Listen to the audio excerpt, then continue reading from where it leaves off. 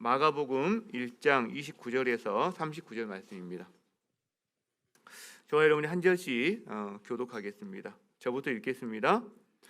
회당에서 나와 곧 야고보와 요한과 함께 시몬과 안드레의 집에 들어가시니 시몬의 장모가 열병으로 누워 있는지라 사람들이 곧 그 여자에 대하여 예수께 여짜온대 나아가사 그 손을 잡아 일으키시니 열병이 떠나고 여자가 그들에게 수종드니라.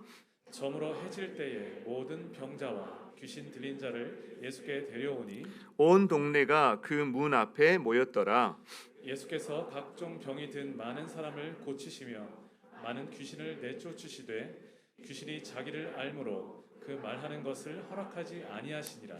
새벽 아직도 밝기 전에 예수께서 일어나 나가 한적한 곳으로 가자 거기서 기도하시더니 시몬과 및 그와 함께 있는 자들이 예수의 뒤를 따라가 만나서 이르되 모든 사람이 주를 찾나이다.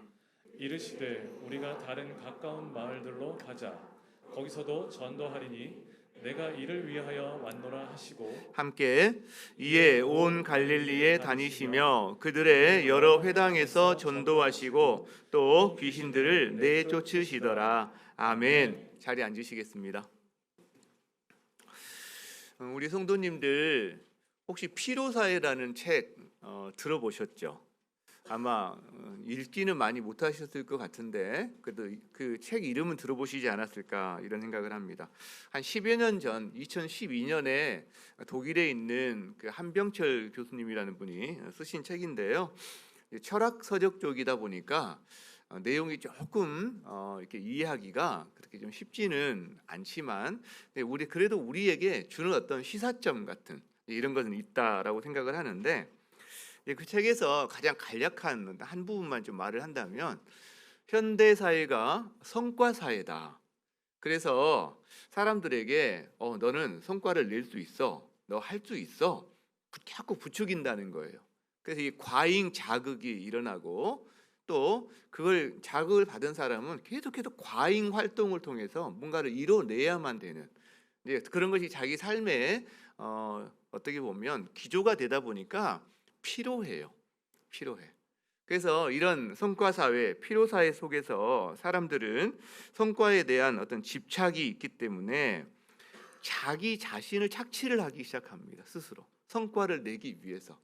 그러니까 자기가 피해자이면서 또 자기에 대한 가해자가 되는. 그래서 현대인들이 어떻게 스스로를 착취해 가는지, 그래서 탈진까지 이르게 되는지 어떤 이런 과정들을 우리에게 좀 안목을 열어주는 어떤 책이다 이렇게 말할 수가 있는데요. 여러분 현대 사회가 피로 사회다라는 이 진단에 대해서 어떻게 동의가 좀 되십니까? 되시면 고개 한번 끄덕여 보시고 한번.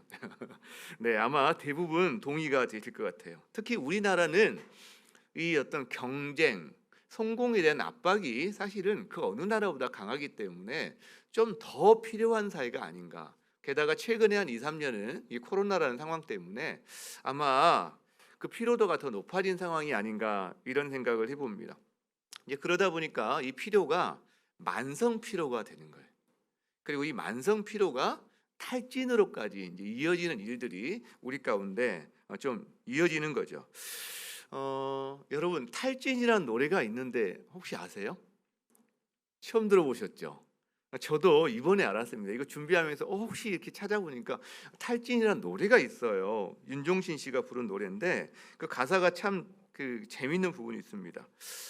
푹 주저앉아 꿰매고 있어 너덜너덜해진 나의 상처를 어떻든 가야 하지 쉴 수 없는 길 위에 있잖아. 근데요 우리 마음에 확 와닿는 가사도 있어요. 한번 볼까요? 아픈 척 조퇴를 바랐던 그 어릴 적 들키기 싫은 꾀병처럼 오 이렇게 돼 있는데 저게 딱 마음에 들어놓은 지금 난 더 이상 일어나기 싫어 이런 어떤 내용들이 있더라고요. 여러분 탈진을 경험해 보신 분들이 계십니까? 아니면 지금 나 약간 그런 쪽이 좀 있는 것 같아. 아마 이런 분들도 계시지 않을까 생각을 해보는데 우리 성도들 삶이 사실 참 바쁘고 힘이 많이 듭니다. 어떤 성도들은 이렇게 새벽별 보기 운동을 해요. 아이를 자고 있을 때 출근을 해요. 근데 퇴근을 언제 하느냐? 아이를 자고 있을 때 퇴근을 해요.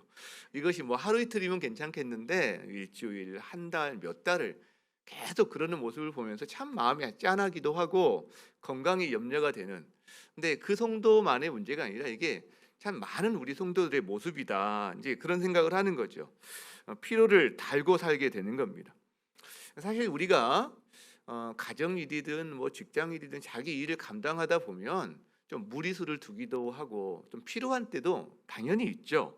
그러나 이제 보통 그런 좀 약한 피로 같은 경우에는 잠을 좀 푹 잔다거나 혹은 좀 더 심하면 뭐 하루 이틀 이렇게 좀 쉰다거나 하면 대부분 그래도 어느 정도 좀 회복이 되지 않습니까? 그죠? 그래서 정신적인 노동을 주로 했던 분들은 그럴 때 운동을 하거나 노동을 하라고 이야기하고, 또 육체 노동을 주로 해서 피곤하신 분들은 진짜 쉬어주거나 정신적인 어떤 이런 부분으로 해서 쉬어줘야 된다, 이런 말들을 하게 되는데, 근데 문제는요, 그 정도로 안 되는 경우가 있어요. 뭐 잠을 좀 자도 하루 이틀 휴가를 가도 안 되는 경우가 있다는 거죠. 이제 그게 바로 이제 어떤 탈진, 영어로 말하면 번아웃, 이제 이런 표현을 쓰게 되는데, 이 탈진의 특징들이 나타나는데 아마 크게 한 두 가지 단어로 우리가 정리할 수 있지 않을까 싶은데, 하나는 만성 피로가 옵니다. 또 하나는 열정이 사라져요. 그러니까 굉장히 재밌게 시작한 일이었음에도 불구하고 어느 날 그 일을 쳐다보기가 이렇게 싫어지고 에너지가 고갈돼서 할 힘이 없어지는, 이제 이게 아마 거의 그 번아웃에 가까운 상황이 아닌가 생각합니다. 그러니까 그 노래 가사가 맞는 거죠. 노래 가사가 어떻든 가야 하지 쉴 수 없는 길 위에 있잖아. 쉬고 싶은데 쉴 수 없는 길 위에 있다는 이런 표현들, 이게 맞는 거죠. 그리고 들어누운 지금 난 더 이상 일어나기 싫어. 막상 한번 들어 누우니까 이제 일어나기 싫은, 이게 이제 번아웃이다 할 수 있는데, 저도 탈진이 이런 거구나라는 것을 이렇게 경험한 적이 있습니다. 이제 우리 교회를 개척하고 한 6, 7년 이렇게 이제 제가 쓸 수 있는 저의 어떤 체력 이상으로, 저의 감정 이상으로 이렇게 달려온 시간들이 있었는데, 저도 이제 사이사이 좀 이렇게 잠을 자거나 하루 이틀 쉬거나 하면 이제 사실 많이 회복이 됐었는데, 어느 날부턴가는 이게 잘 안 되는 거예요. 이 회복이 잘 안 되는 거예요. 그죠? 그래서 열정도 이렇게 많이 꺾이는 것 같고 촛불이 점점 약해지는 것 같은 느낌을 참 받았는데, 저도 아까 그 노래 가사 비슷한 그런 경험을 하게 된 거죠. 당시에 제가 뭐 지금도 비슷한 패턴이긴 합니다만 어쩔 수 없이 이제 제자 훈련, 보통 제가 남제자 반, 여제자 반, 여직장 반, 그 다음에 사역 반, 그리고 이제 토요일 또 아침에는 우리 리더 훈련, 그리고 이제 우리 세 가족을 위한 해피타임, 이 6개가 이제 일주일에 이제 기본적으로 이제 이렇게 돌아가는 구조거든요. 근데 이것도 저에게는 사실 만만한 구조는 아닌데, 저희 교회에 이제 인대인 과정을 이렇게 도입하면서 풍성한 삶의로의 초대, 풍성한 삶의 첫걸음, 풍성한 삶의 기초, 이제 이런 과정을 도입하면서 제가 좀 무리를 할 수밖에 없는 상황이 있었어요. 그래서 이제 저희 리더들 어떤 몇 가정을 가정으로 초대해서 같이 식사도 하고 그 교제를 나누고 하는 시간들. 근데 일주일에 한 2가정, 어떤 때는 어떤 학기는 3가정 정도를 이렇게 집으로 초대해서 이제 그런 일을 하다 보니까 기존에 한 그런 어떤 사역 위에 이제 7개까지 진행되다 보니까 처음에는 기쁨으로 시작을 했는데 몇 학기 지나가고 나니까 나중에는요, 이렇게 에너지가 고갈되는 듯한 느낌, 쉬어도 그 다음에 쉼이 없는 것 같은 느낌 자주 느끼게 되더라고요. 그때 제가 이제 생각을 하게 됐습니다. 이런 게 번아웃인가 보구나, 이런 게 탈진의 증상인가 보다, 이런 생각을 하게 됐고, 그래서 이제 여러분들이 또 리더들이 저에게 작년에 연구월 3개월을 주셔서 제가 오히려 열정을 회복하고 방향을 새롭게 하는 그런 시간, 참 귀한 시간을 갖게 되었죠. 다시 한번 감사를 드립니다. 여러분, 우리도 이렇게, 저도 그렇지만 우리가 탈진을 경험하게 되는데요, 한국은 그 어떤 나라보다 더 이거를 경험하기 쉬운 나라다라는 거죠. 때로 피로하고 피로를 넘어선 번아웃을 느끼게 되는 그런 상황이 참 많은데, 그래서 우리는 이제 생각하고 갈망하게 됩니다. 내가 어떻게 하면 여기서 벗어날 수 있지? 내가 어떻게 하면 회복할 수 있지? 이제 이 여기에 대한 생각을 하게 된다는 거죠. 여러분, 그래서 우리는 해야 될 일들이 있거든요. 그럼에도 불구하고 엄마로서, 직장인으로서, 뭐 여러 역할로서 해야 될 일이 있고, 이게 눈을 감기 전에는 안 떠나요. 좋든 싫든, 이게 사명이든 단순 노동이든 있습니다. 그래서 우리는 탈진과 회복 이 사이를 날마다 걸어가는 사람이다. 저는 그런 생각을 하게 돼요. 저와 여러분 다 마찬가지인 거죠. 그러면 우리가 어떻게 하면 이 탈진의 늪에 빠져서 허우적거리지 않으면서 나도 회복의 길을 걸어가고 다른 사람도 회복할 수 있는 길을 걸어갈 수 있을까? 이 질문이 우리에게 생기게 되는데, 예수님은 어떻게 하셨지? 이 생각을 한번 해보는 겁니다. 우리 예수님은 우리와 비슷한 처지를 경험하셨을 것 같은데, 이 땅에서 우리가 겪는 모든 걸 경험하셨잖아요. 예수님도 경험하셨을 텐데 주님은 어떻게 하셨을까? 이런 생각을 해보게 됩니다. 오늘 그래서 이 말씀을 묵상하게 되는 거예요. 오늘 말씀을 보면 예수님의 대표적인 하루의 사역이 나옵니다.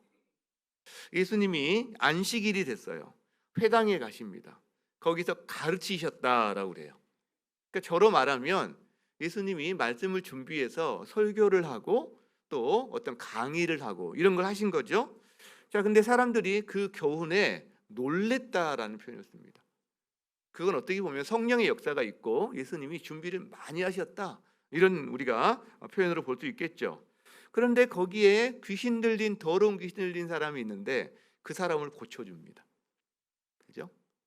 그리고 회당에 나와서 베드로의 집에 갔더니 거기는 베드로의 장모가 열병, 고열에 시달리고 있습니다. 또 베드로의 장모를 고쳐줍니다. 그리고 해가 지니까 그 다음에 그 귀신 들린 사람 고친 사건, 베드로의 장모를 고친 사건, 소문이 쫙 퍼졌잖아요. 여기 이 동네 저 동네 모든 사람들이 아픈 사람, 귀신 들린 사람을 데리고 이 베드로 집 앞에 문전성시를 이룹니다. 왜 해질녘에 오냐면 안식일을 피하기 위해서. 안식일이 금요일 해질 무렵부터 토요일 해질 무렵이거든요. 그러니까 지금 토요일 날 해질 무렵을 기다렸다가 안식일이 끝나자마자 달려온 거예요. 바글바글 한 겁니다. 예수님이 그래서 사람들을 고쳐요. 병자를 고칩니다. 그 다음에 귀신 들린 자를 고칩니다. 이거는 예수님의 말씀의 권위와 예수님으로 말미암아 이 땅에 하나님의 나라가 임한 것을 이제 우리에게 보여주는 증표거든요. 그러니까 우리가 기도했는데 누가 나았어. 그럼 하나님의 나라가 임한 거예요. 기도했는데 귀신이 떠나갔어. 하나님의 나라가 임한 거거든요. 근데 이제 우리는 이런 착각을 합니다.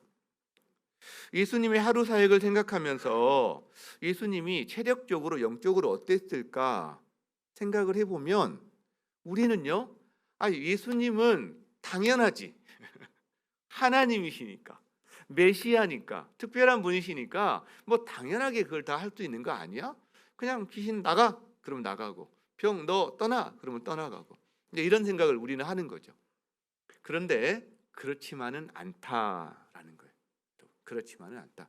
왜냐하면 예수님은 사람의 몸으로 사역을 하신 거거든요. 그리고요, 저희가 신방할 때도 보면 그분이 슬프고 그분이 아픈 인분을 신방하잖아요.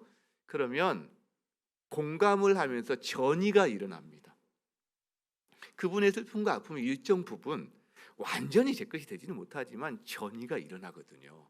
그러니까 힘든 분 연속으로 한 3분 정도 신방을 하면요, 온몸이 물 먹은 것 같이 이렇게 변하는 거. 그러니까 예수님께서 귀신 들린 자를 고치시고 병든 자를 만지셔서 고치시고 하는 것들이 그냥 손가락 하나 딱 튀기면 1명, 2번 튀기면 2명, 이런 게 아니다라는 거죠. 예수님이 굉장히 체력적으로, 영적으로 피곤하고 아마 거의 번아웃에 가까운 그런 상황을 분명히 경험하셨을 거다. 예수님에게도 이건 쉬운 일만은 아니다라는 거죠. 여러분, 저의 처지와 한번 생각을 해보니까 더 실감이 나더라고요. 물론 예수님과 저는 뭐 비교할 수 없겠지만, 제가 이제 토요일 날 정도 되면 이제 긴장감이 완전히 이제 올라가는 상황인데, 이제 아침에 7시부터 9시까지 리더 훈련을 합니다. 그러니까 그 전날 이제 준비가 다 미리 돼야 되는 거죠. 그리고 9시 반부터 사역 훈련을 합니다. 점심 때까지.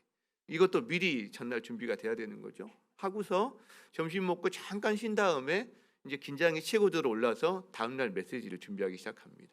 근데 이 시간이 보통은 자정까지 갑니다. 근데 자정에 잘 수 있으면 행복한 거예요. 사실은 자정에 못 자는 경우가 대부분입니다. 요즘은 이제 자정 넘겨도 이게 진도가 안 나가니까 눈은 멍하고 머리는 멍해서 그냥 일찍 자고 새벽에 주일 새벽에 빨리 일어나는 방식으로 하는데 이제 오늘 아침에도 이제 빨리 일어나야 되는 그런 상황이 있었죠. 이제 그렇게 해서 주일 1, 2, 3부 예배를 드리고 그리고 새 가족 오면 같이 이제 잠깐 만나고 오후에는 해피타임을 하고 한 1시간 반 정도 이제 같이 교제하고 강의하고 그런 다음에 저녁 6시부터 제자 훈련이 있습니다. 근데 제자 훈련 하면 참 좋은데 이제 문제는 한 10시가 넘어가면 이게 제 앞에 있는 분이 가물가물해 보인다는 거예요, 이제. 그분이 무슨 말씀을 하는데 그 느린 화면, 그 영상이 필름이 늘어져 가지고 느린 화면처럼 옹알옹알 이렇게 이제 말을 하시는 걸로 이렇게 들려요. 그러면 그분이 말씀하셨으니까 제가 뭔가 반응을 해야 되는데 이분이 지금 무슨 말씀하시는 거지? 이게 느린 필름처럼 이렇게 돼가지고 이게 기억이 안 되는 거예요. 그럼 참 이제 미안한 마음이 이렇게 들죠. 이제 그렇게 하고 와서 집에 와서 이제 두통약 2알을 먹고 이제 잡니다. 그러면 운이 좋은 때는 그 다음날 아침에 이제 개운한데 보통은 그 다음날 아침에 2알을 더 먹어야 됩니다. 그리고 이제 오전을 한숨 더 자고 오후부터 활동을 하는 이게 이제 지난 한 개척하고부터의 저의 일정한 어떤 패턴들인데 그렇죠? 패턴들인데 예수님은요 저는 그나마 이제 이게 뭐 금토일 정도가 몰려 있는 거잖아요. 주중에는 그래도 숨도 좀 쉬고 이렇게 하는데 예수님의 오늘 이 사역의 패턴은 거의 매일 같은 거예요. 실제로 사람들이 몰려오거든요. 수많이 깨진 사람들, 아픈 사람들, 예수님이 가는 곳마다 주님 살려주세요. 어떻게 내버려 둡니까? 심지어 제자들하고 휴가를 갔는데 거기까지 쫓아와가지고 오병이어 기적을 해간 거거든요. 휴가 간 거예요. 사실 그 자리가 사람들 몰려와라 여기로 고쳐 이게 아닙니다. 휴가 간 자리까지 사람이 쫓아온 거죠. 제가 휴가 간 데까지 성도님 쫓아오시지 않잖아요. 그죠? 그러니까 예수님과 저는 비교가 안 되지만 예수님의 이 사역을 생각하면 오죽 피곤하셨을까? 사실 그런 생각이 듭니다. 그래서 폭풍을 치는 배 안에 있는데 막 물결이 들이치고 배가 막 요동을 칠 텐데 거기서 주무세요. 여러분 예수님이 코를 고셨을 수 있어요. 그 요동치는 배 안에서 그냥 제 상상입니다. 상상. 아마 코를 고시면서 주무셨을 수도 있다. 그 정도인 거죠. 여러분 예수님의 하루 일과를 살펴보면요. 탈진과 회복 그 사이에 계신 거예요. 그렇죠? 근데 예수님이 탈진의 길로 가십니까? 회복의 길로 가십니까? 예수님은 탈진의 길을 걷지 않으셨어요. 오히려 영혼들을 회복시키고 그 자신도 묵묵히 그 길을 끝까지 그 길을 걸어가셨어요. 수동적으로 끌려다니는 사역을 하지 않으셨고 주도성을 가지고 사역하셨거든요. 그래서 이제 하게 됩니다. 이게 어떻게 가능할까? 이게 어떻게 가능할까? 예수님이니까 예수님만 가능한 것일까? 예수님만? 뭐 우리는 당연히 안 되는데 아니면 우리도 가능할까? 예수님에게서 그렇게 하셨던 그 어떤 힘, 원천, 근거 이게 뭘까? 이런 생각을 해보게 되는 거죠. 저는 그 힌트가 35절에 있다고 생각합니다. 35절. 같이 한번 읽어볼까요? 자, 시작. 새벽 아직도 밝기 전에 예수께서 일어나 나가 한적한 곳으로 가사 거기서 기도하시더니 저는 이 말씀에 바로 이 힌트가 있다라고 생각하는 거예요. 힌트가. 영어로 한번 볼까요? Very early in the morning. 그러니까 아침인데 굉장히 이른 아침인 거죠. 근데 while it was still dark. 아직 동이 안 튼 좀 어슴푸레한 그런 시간인 것 같아요. 여전히 좀 어두운. 근데 그때 예수님이 got up, 일어나십니다. 그리고 left the house. 집을 나가세요. 집을 떠나세요. 그리고 went off a solitary place. 그래서 여기 번역되기는 한적한 장소, 한적한 곳으로 가십니다. 근데 저거를 광야라고 번역할 수도 있어요, 사실은. solitary place를 그러니까 한적한 곳 어떻게 보면 그 자기 어떤 입장에서는 광야와 같은 곳으로 가신다. 그래서 거기서 그가 기도하셨다. 이렇게 지금 NIV에서는 표현을 하고 있거든요. 전날 정말 많은 사역을 감당하셨어요. 번아웃 될 정도로. 하루 이틀도 아니고 거의 매일같이. 그런데 그 다음날 새벽 예수님이 한적한 곳을 찾아가세요. 널브러져 있지 않습니다. 월요일 아침 저는 널브러져 있는데 널브러져 있지가 않아요, 예수님이. 근데 이게 그날만 그런 게 아니라 여기 나오는 이 표현들, 기도했다 이런 표현들은 예수님의 습관일 가능성이 높습니다. 여러 번에 거쳐 나오거든요. 그러니까 예수님의 일상, 뭐 100%는 아니겠지만 여러 가지 상황들이 있으니까, 그러나 예수님의 일상이었고 이것이 예수님의 거룩한 습관이었다라고 우리가 이야기할 수 있다는 거죠. 저는 그래서 이 말씀을 묵상하면서 새벽에 날이 밝기 전에 일어나서 집을 떠나서 광야와 같은 곳으로, 한적한 곳으로 나가시는 그 예수님의 뒷모습을 계속 상상을 한번 해보게 됩니다. 어떤 표정이셨을까? 막 피곤해 찌든 무표정한 뭐 어떤 이런 표정이었을까? 아니면 못 보셨죠? 방금 제가 한번 해봤는데 아니면 피곤해 보이지만 그래도 뭔가 기대감이 있는 이런 모습이었을까? 예수님의 눈빛은 어땠을까? 졸려가지고 내가 직업을 잘못 선택해가지고 왜 이 시간에 일어나야 되는지 모르겠어, 나 자고 싶은데, 막 어떤 그런 눈빛이었을까? 아니면 뭔가 초롱초롱한 이런 눈빛이었을까? 여러분, 예수님은 공생의 기간 동안요 사람들이 밀려왔어요. 물 밀듯이 밀려왔습니다. 밀물처럼. 그런데요 그렇게 그 살인적인 스케줄을 감당하면서도요 예수님이 자기 삶의 인생의 방향과 초점을 잃지 않으셨어요. 그리고 그 사람들을 진심으로 대하지 않은 때가 없습니다. 다 감당하신 거예요. 삶의 균형을 잃지 않으셨어요. 누구보다 탈진의 위험에 노출된 분이셨는데 주님은 탈진의 늪에 빠져서 허우적되신 분이 아니라 회복의 길을 걸어가신 분이셨다라는 거죠. 저는 그게 바로 여기에 원천이 있지 않은가라고 생각하는 거예요. 이 새벽 시간이 바로 예수님의 그게 가능했던 원천이었을 거다. 그러다 보니까 저는 예수님의 새벽을 사모하게 돼요. 나도 좀 따라하고 싶다. 그래서 그 부분을 묵상하게 됩니다. 한번 살펴봤으면 좋겠는데 예수님의 새벽이 주는 묵상거리가 몇 가지 있더라고요. 자, 먼저 35절에 보면 새벽 아직도 밝기 전에 예수께서 일어나 나가 어디로 가시냐면 한적한 곳으로 가십니다. 한적한 곳. 이게 이제 제가 한번 묵상한 곳이에요. 한적한 곳. 시간적으로는 새벽, 공간적으로는 한적한 곳인데 아니 왜 그러셨을까? 여러분 왜 한적한 곳으로 가셨을까요? 한 명씩 다 들어봤으면 좋겠어요. 예. 옆 사람한테만 살짝 한번 이야기해 보세요. 자기 아시는 분이면 지금 한번 이야기해 보세요. 왜 한적한 곳으로 가셨을까? 한 사람이 질문하면 그 다음에 대답해야 되는 거예요. 그러니까 먼저 질문하세요. 한번 해보세요. 네, 맞아요. 그거예요. 네. 네, 맞아요. 그건데 저는 이거를 뭐 여러 가지 이유가 있겠지만 한번 그 본문 맥락에서 한번 찾아봤는데 36절과 연관을 한번 지어봤어요. 36절과. 자, 36절 볼까요?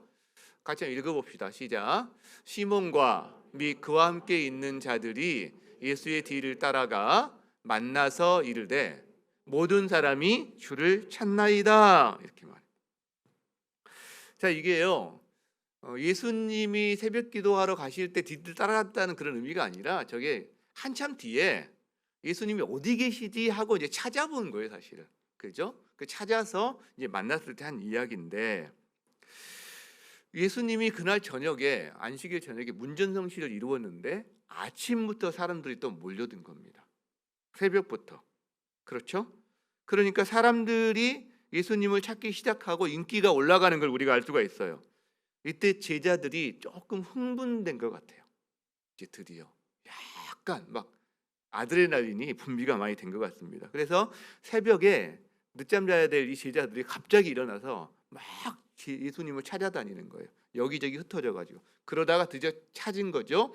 찾아서 만나서 예수님께 이런 말을 하는 거예요. 이런 느낌이죠.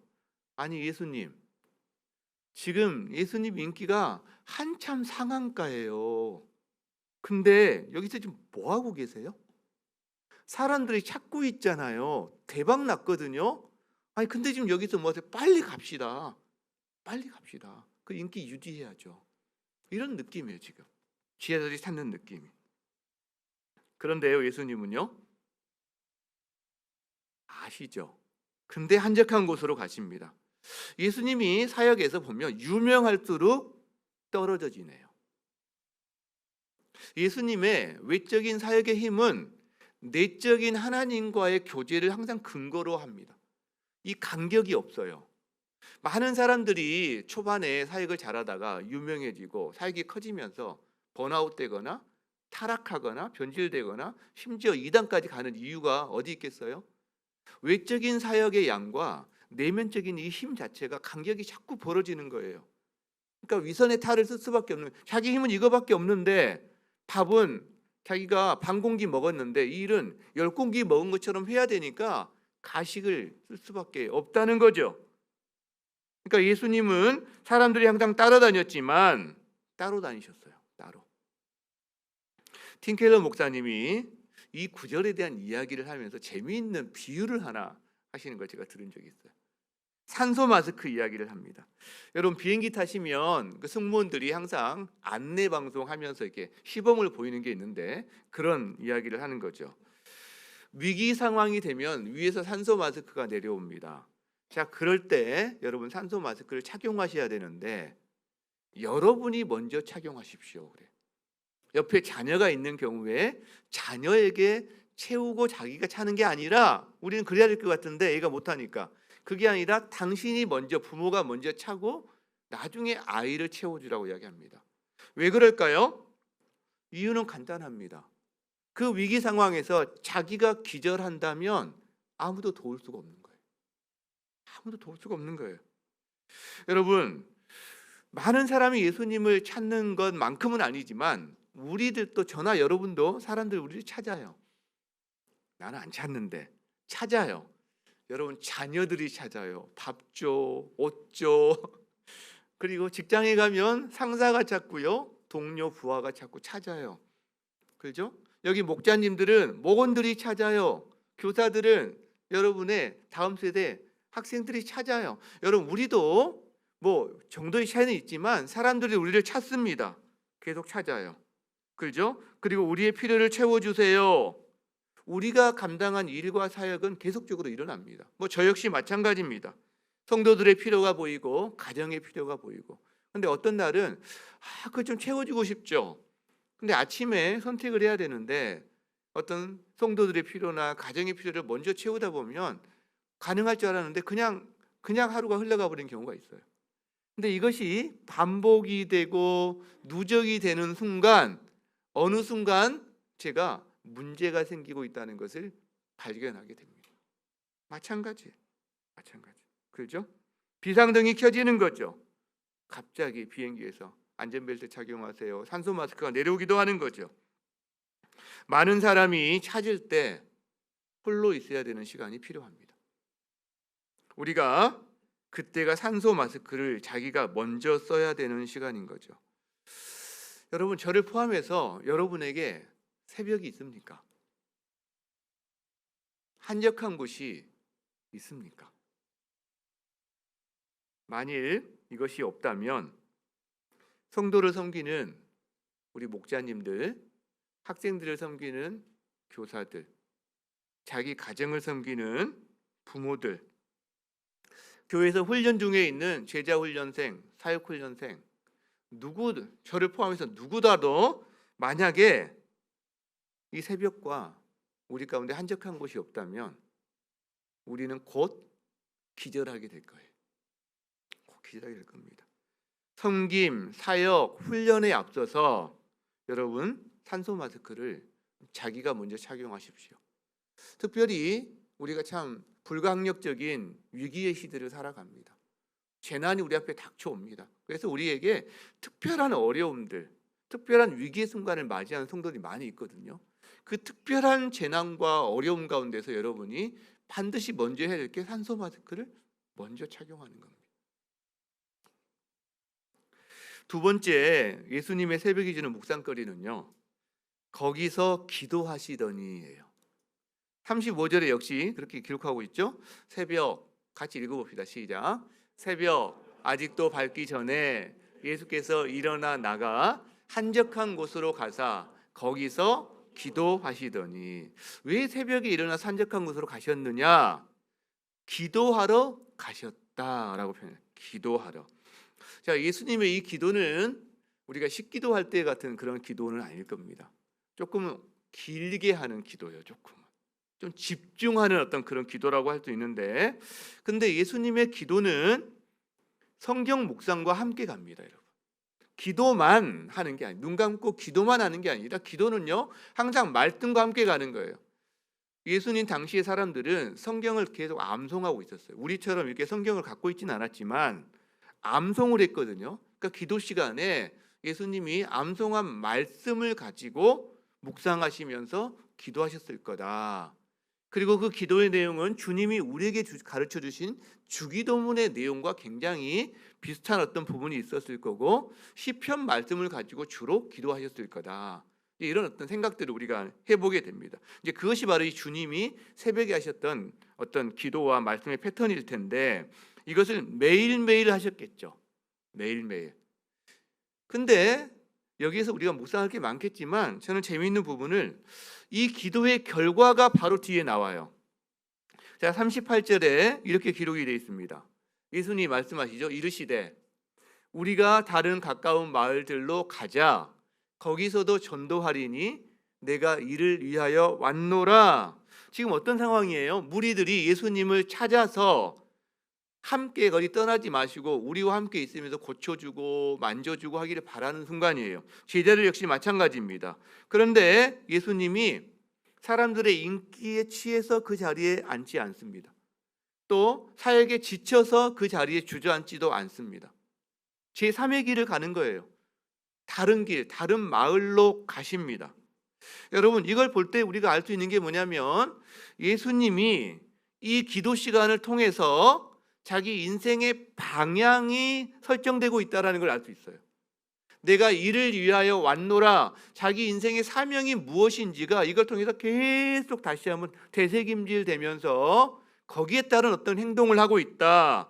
그리고 탈진으로 주저앉는 것도 아닌, 사람들의 인기 때문에 그 자리에 있는 것도 아닌, 열정을 가지고 아직 복음을 들어야 되는 다른 사람들을 향한 열정이 그 안에 생기고 있다라는 걸 우리가 알게 됩니다.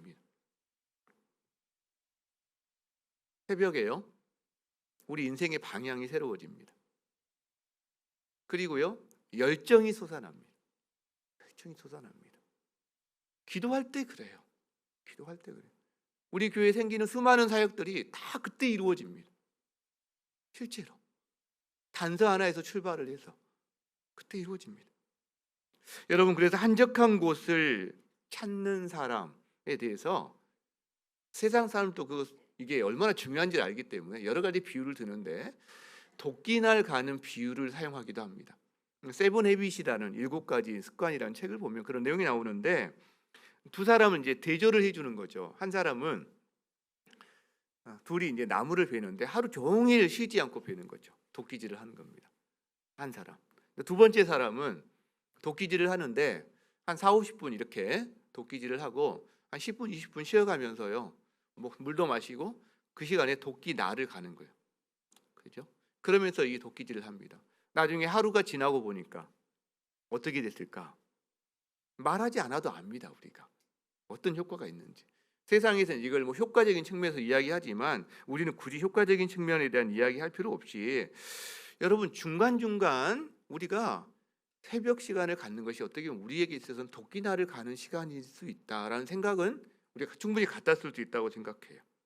근데 우리는 이렇게 생각해요. 새벽, 한적한 곳, 그래 언젠간 해야지. 우리가 늘 부담은 있거든요. 언젠간 해야지. 언제? 좀 더 여유로워지면. 이런 생각을 합니다. 여러분, 근데 우리의 삶이요, 뒤로 미룬다고 더 여유로워지는 때가 생깁니까? 제가 청년들한테 하는 말이 있어요. 야, 지금 가장 여유로운 때야. 너 결혼하면 시간을 둘로 쪼개 써야 된다. 애가 생기면 셋으로, 넷으로 쪼개 써야 된다. 이런 이야기를 하는데 우리에게 여유로워서 하는 경우는 없습니다. 이거는 그 여유의 문제가 아니라 우선순위의 문제다라는 거죠. 예수님은 엄청난 일정을 사시면서도 새벽 시간을 떼어두신 거예요. 여러분, 하루 종일 일하면서 세 끼 다 굶고 일하시는 분 계세요? 하루는 물론 그럴 수 있겠죠. 이틀, 3일 한 끼도 안 먹고 일만 하시는 분 계세요? 나 너무 바빠서 밥 먹을 시간이 없어요. 그런 분 있으면 이거 제가 면제해 드릴게요.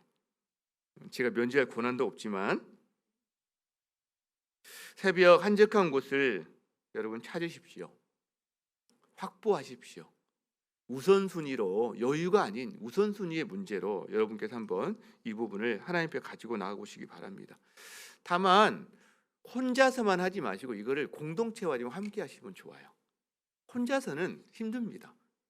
제자훈련 할 때는 또 목장에서는 이렇게 날짜를 정해서 큐티를 올리는 이런 목장들이 꽤 있는 걸로 제가 알고 있는데 다소 부담스럽기도 하지만 그게 자기를 살리고 공동체가 함께 사는 방법이기도 합니다. 그리고 어떤 분들은 여러분 기록을 하세요.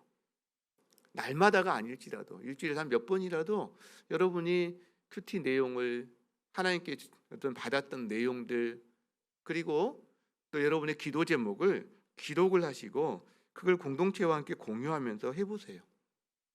실제로 그것이 우리를 살립니다. 그렇게 하나님을 찾는 사람이 되면 우리가 흔들리는 인생의 방향이 잡힐 거예요. 우리 가운데 점점 빠져버려서 내가 무엇 때문에 살지 하는 그 열정도 다시 한번 새로워지는 것을 경험하게 될 줄 믿습니다. 예수님의 새벽을 묵상할 때 묵상거리 하나가 더 있어요. 바로 하나님의 터치입니다. 터치. 오늘 내용을 보면 예수님이 베드로의 장모를 고칠 때요, 손을 잡아 일으켜요. 그리고 그 베드로 집에 운집했던 병자들과 귀신 들린 사람들을 어떻게 고치시냐면 일일이 손을 얹어서 고쳤다가 나와요. 누가복음 4장 40절에 그 같은 병행 본문이 나오는데 같이 읽어볼까요? 시작. 해질 무렵에 사람들이 온갖 병자들을 데리고 나오매 그 다음 시작. 예수께서 일일이 그 위에 손을 얹으사 고치셨다. 여러분, 바로 이전에요, 회당, 우리로 말하면 예배드리는 곳에 앉아있던 더러운 귀신 들린 자에게는 말씀으로 꾸짖어서 귀신을 쫓아내셨거든요. 안 만졌어요. 그 말은 무슨 말이에요? 예수님이 말씀으로만도 귀신을 쫓아낼 수 있다라는 거예요. 그런데 지금 사람을, 병든 자를, 귀신 들린 자를 예수님이 일일이 손을 얹어서, 손을 잡아서 이런 표현을 쓰고 있어요. 왜 그렇게 하셨을까? 아니, 말로만 해도 얼마나 고칠 수 있는데 왜 굳이 이렇게 하시는 거지? 이 질문을 해보게 되는 거죠. 지금 예수님이요, 한 사람 한 사람 얼굴을 보시는 거예요. 그리고 아마도 네 이름이 뭐냐 질문하지 않았을까? 이런 생각들. 저도 누가 기도 요청을 할 때 알았어요. 자, 기도. 하나님, 제 앞에 앉은 이 아무개를 이렇게 안 하잖아요. 이름이 뭐예요? 인격이니까 물어보고 하잖아요. 그러면서 지금 한 사람 한 사람의 얼굴을 보고 이름을 묻고 그 다음에 아마 어깨든 손이든 어디든 터치하고 계실 거예요. 지금 아픈 부위든. 그렇죠? 사람마다 다를 수는 있겠지만 여러분, 이 터치가 굉장히 중요합니다. 이게 마음이거든요. 공감이거든요. 이게 인격적인 교제거든요. 병만 만지는 게 아니에요. 의사로서 나는 널 고쳐야 될, 돈 받고 고치는 사람이니까 이런 사무적인 관계가 아닌 인격적인 관계로 고통받고 귀신한테 압제당하는 자의 그 고통에 함께 동참하는 마음으로 함께 만지는 거죠. 게다가 이 안수, 일일이 손을 얹었다라는 표현을 우리 다른 표현을 하면, 한문으로 하면 안수했다라는 표현이거든요. 이 안수는요, 교환의 의미가 있어요. 그 사람의 연약함을 나의 것으로, 나의 강함을 그 사람에게, 그 사람의 슬픔을 나에게, 나의 화평을 그 사람에게, 그 사람의 약함을 나에게, 이렇게 교환의 의미가 있어요. 교환의 의미가. 안수라는 것이 그 사람의 죄를 예수님에게, 예수님의 거룩하심을 그 죄인에게 안수하는 거거든요. 안수하는 거거든요. 그렇기 때문에 예수님의 사역이 만만치 않았다고 제가 말씀드린 거예요. 그 사람의 아픔, 고통, 이게 예수님 가슴도 찌르는 거죠. 그렇죠? 여러분, 이렇게 예수님이 일일이 손을 얹어서 고쳐주시는데, 근데 예수님이 새벽에 하나님 앞에 나간단 말이에요. 예수님은 누가 만져줘요? 예수님은 누가 만져줍니까? 저는 그 새벽에 본문에 나와 있지 않지만 이 맥락에서 그 시간이 하나님이 예수님을 만져주시는 시간이 아닐까? 터치하시는 시간이 아닐까? 그런 생각을 묵상 가운데 해보게 된다는 거예요. 여러분, 여러분의 인생에서 가장 외롭고 힘들고 암울하던 때를 한번 생각해 보십시오. 여러분이 어디에서 위로를 받았습니까? 누군가가 와서 정말 따뜻한 말로 해줄 때 아마 위로를 받았을 거예요. 근데 어떤 때는 일정한 기간 동안에는 이 말이 위로가 안 되는 경우도 간혹 있어요. 그렇죠? 근데 그럴 때는 아마 다가와서 손 한번 잡아준 사람, 말없이 어깨 한번 토닥여 준 사람, 아마 이런 사람이 여러분에게 진짜 힘이 됐을 수 있어요. 그렇죠? 그렇다면 말없이 함께 있어주고 포옹해주고 터치하는 그 사람에게서 내가 위로받았듯이, 사람에게서 위로받았듯이 하나님의 터치가 우리 가운데 있다면 얼마나 또 위로를 느낄까요? 제가요, 그 위 내시경을 이렇게 받을 때 수면 내시경을 하지 않고 그냥 바로 이렇게 받았던 적이 몇 번이 있어요.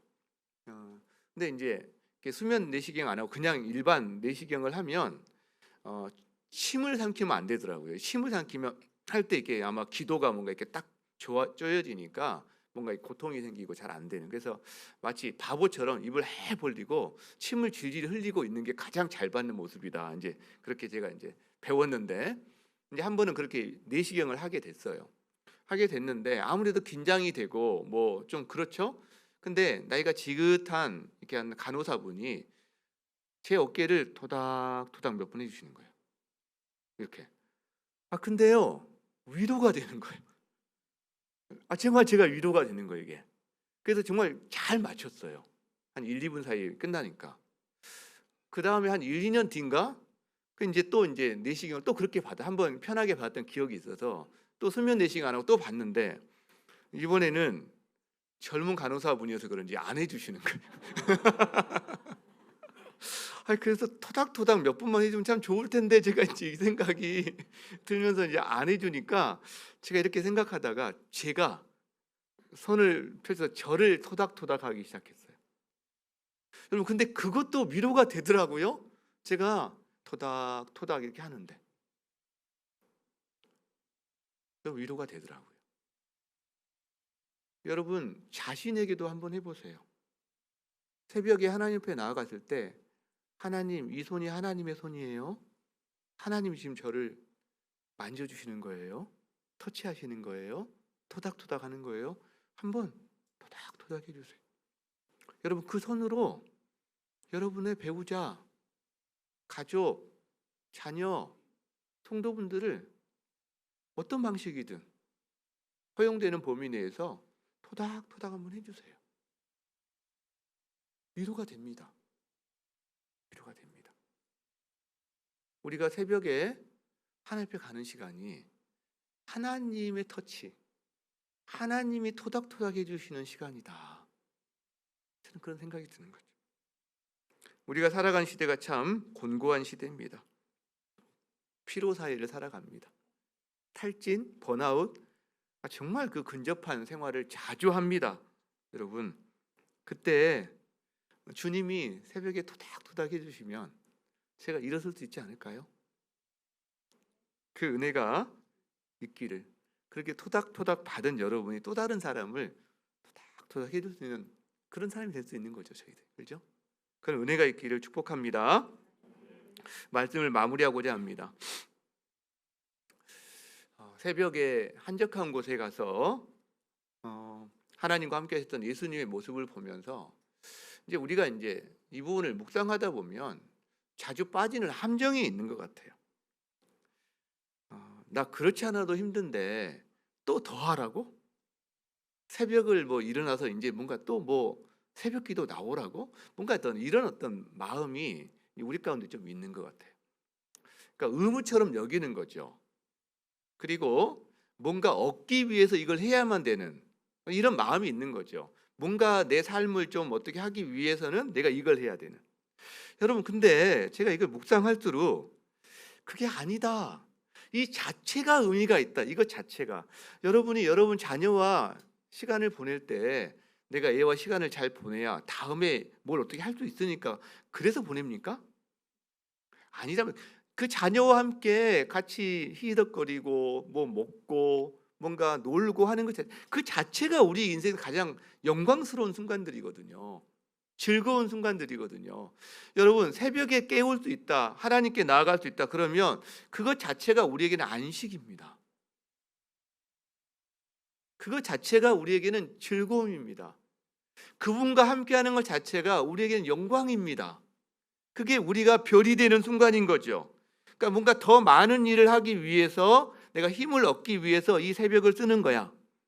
수단이 아니라는 거예요. 의무가 아니라는 거예요. 그 시간이 의무가 되고 수단이 되니까 힘겨운 거죠. 뭔가 이거 안 하고 다른 거 좀 더 효율적으로 할 수 없을까?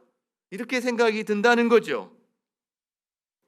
새벽 기도 나올 때 간혹 보면 길가에서 사람들이 만나서 막 반갑게 인사하는 사람들 보거든요. 그러면 대부분 골프채를 만나가지고 이렇게 넣는 사람들이, 새벽 골프 가면서 막 눈 비비면서 야, 왜 이때 나 나오라고 싸우는 사람 못 봤어요.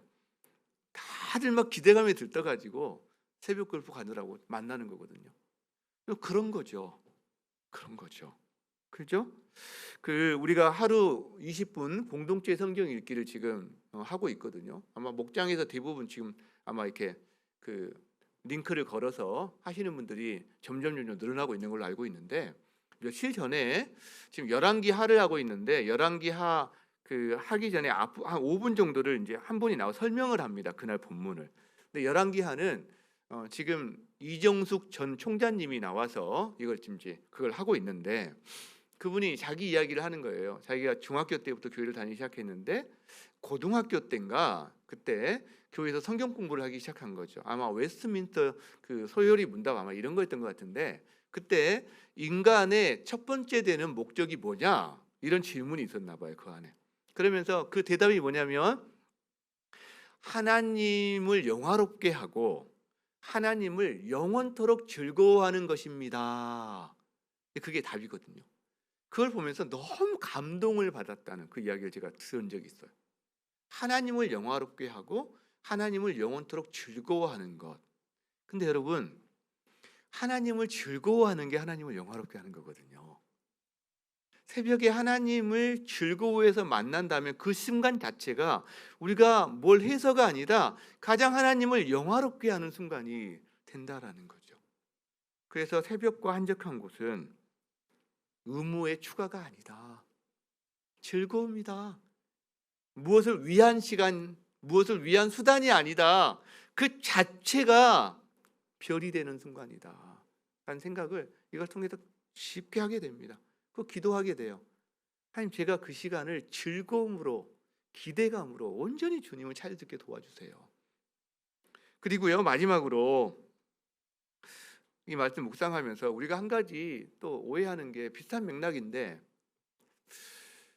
우리 그 어떤 큐티 혹은 새벽의 이 시간을 우리는 우리 자신의 성경 연구나 그 다음에 뭔가 우리의 유익을 위한 어떤 시간으로 많이 생각을 하는 것 같아요. 그런데 우리 제자훈련 교재 중에 내 마음 그리스도의 집이라는 책이 있거든요. 굉장히 짧은 책인데 뭐 한 앉아서 한 10분, 20분, 30분이면 읽을 수 있는 책입니다. 근데 거기에 제가 이제 가장 마음에 와닿았던 그 부분이 있는데, 거실 부분이 저한테는 굉장히 마음에 와닿았던 부분이 있어요.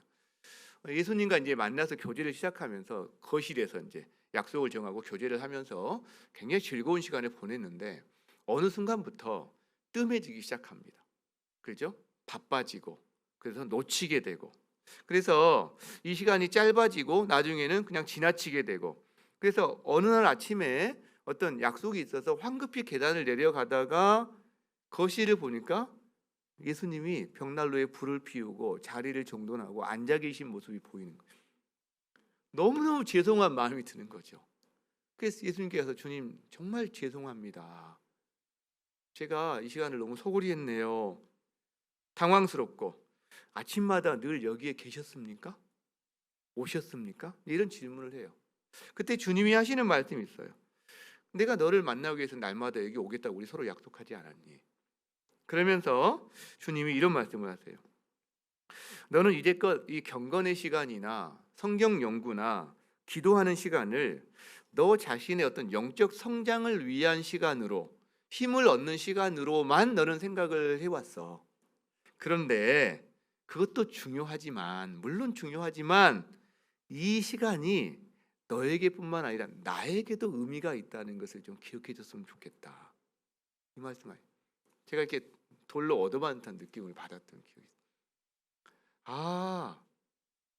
그 시간이 난 항상 나만 생각을 했는데 예수님에게도 의미 있는 시간, 예수님도 따로 떼어놓은 시간, 그 예수님이 나에게도 의미가 있다는 걸 네가 좀 알아줬으면 좋겠다, 기억했으면 좋겠다, 그런 시간이구나, 그 생각을 제가 하게 됐습니다. 여러분, 그 시간이요, 나에게만 의미 있는 시간이 아니더라고요. 예수님에게도 의미 있는 시간이고요, 예수님이 내가 너 얼마나 사랑하는지 알지, 이 사랑을 우리에게 계속해서 말씀해주고 싶은 그런 시간이더라고요. 새벽 한적한 곳에서 우리가 주님의 그 음성을 들었으면 좋겠어요. 내가 널 사랑해. 이 음성을 듣기를 주님의 이름으로 축원합니다. 우리 함께 찬양합시다. 나의 영혼이 잠잠히 하나님만 바라며 나의 구원이 그에게서 나는도다. 우리 찬양하며 하나님을 갈망하고, 그죠? 주님, 탈진의 언저리에 제가 있다면 회복이 일어나게 하여 주시기를 원합니다. 주님, 그리고 새벽이 확정되게 해주시기를 원합니다. 우리 그런 마음을 가지고 함께 찬양하고 기도했으면 좋겠습니다. 찬양합니다. 나의 영혼이 잠잠히 나의 영혼이 잠잠히 하나님만 바라며 하나님만 바라며 나의 구원이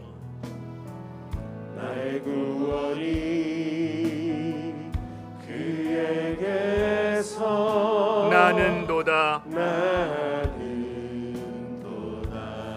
나의 영혼아 잠잠히 나의 영혼아 잠잠히 하나님만 바라라. 하나님만 바라라. 나의 소망이 저에게서 나는도다. 저에게서 나는도다. 오직 주만이 나의 반석, 나의 구원이시니 오직 주만이 오직 주만이 나의 산성 나의 산성 내가 요동치 아니하리 요동치 아니하리 나의 영혼이 간절히 나의 영혼이 간절히 여호와를 갈망하며 여호와를 갈망하며 나의 입술이 여호와를 찬양하리 나의 입술이 여호와를 찬양하리 나의 영혼이 즐거이 나의 영혼이 즐거이 여호와를 따르리니 여호와를 따르리니 나의 평생에 나의 평생에 여호와를 송축하리 여호와를 송축하리 오직 주만이 나의 반석 나의 반석 나의 구원이시니 나의 구원이시니 오직 주만이 오직 주만이 나의 산성 나의 내가 산성, 요동치 아니하리 내가 요동치 아니하리 나의 구원 나의 영광 나의 구원 나의 영광 하나님께 있으니 하나님께 있으니 내 힘의 반석과 내 힘의 반석과 피난처 되시네 피난처 되시네 오직 주만이 오직 주만이 나의 반석 나의 반석 나의 구원이시니 나의 구원이시니 오직 주만이 오직 주만이 나의 산성 내가 요동치 아니하리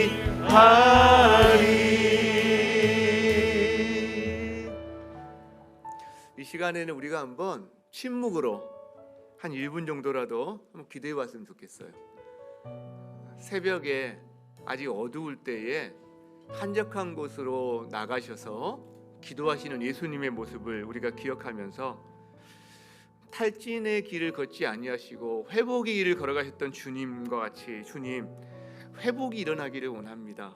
우리도 주님 주님의 그 만지심 그 토닥토닥하는 시간 그 즐거움 그 안식 그 멈춤 하나님 경험하고 싶습니다. 우리 한번 반주에 맞춰서 한 1분 정도 침묵으로 주님 앞에 잠시 대화하는 시간 갖도록 하겠습니다. 기도하시겠습니다.